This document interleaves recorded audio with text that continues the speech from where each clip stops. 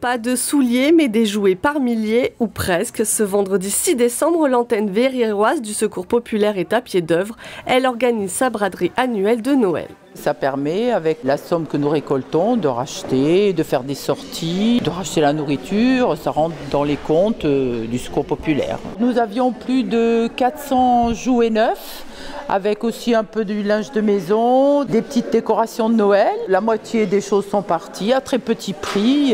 Nous avons les habitudes, les habitués qui viennent, notamment nos bénéficiaires. Un geste pour tous, car si les fonds vont au Secours populaire pour les bénéficiaires, les jouets neufs donnés par les magasins ou collectés sont vendus à prix réduit, de quoi ravir les petits budgets. Je suis venue pour prendre un petit cadeau pour mon fils avant Noël.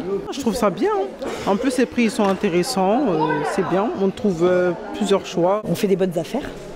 C'est intéressant pour faire plaisir aux enfants. C'est bientôt Noël et qu'il me manquait des idées de cadeaux et je pensais trouver pas mal de jouets. En fin de compte, j'ai trouvé quand même des choses pour adultes. À Noël, le Secours populaire des Yvelines accompagne plus de 7000 personnes, colis festifs, réveillons ou encore spectacles. Qui habite au-dessus, on entend toutes sortes de cris, des petits cris et au Chénet-Rocancourt, l'hôpital Mignot proposait cette année encore Rire pour guérir, un spectacle de l'association Rire 78 destiné aux petits patients. Tous les enfants qui sont invités au spectacle sont des enfants qui sont suivis au long cours en pédiatrie. Rire 78 est vraiment engagé à nos côtés pour des spectacles depuis des années, des spectacles de Noël mais d'autres événements également.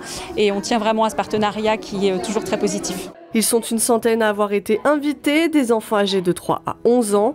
Un moment suspendu et plein de fêtes dans leur quotidien. Les dames, ils ont chanté une chanson. C'est important parce que ça leur sort de leur quotidien d'enfants malades et parfait. Ils viennent à l'hôpital pour autre chose en fait. Un spectacle d'1 heure environ, possible notamment grâce à l'association Les Blouses Roses et où tout le monde met la main à la pâte, soignant comme patient.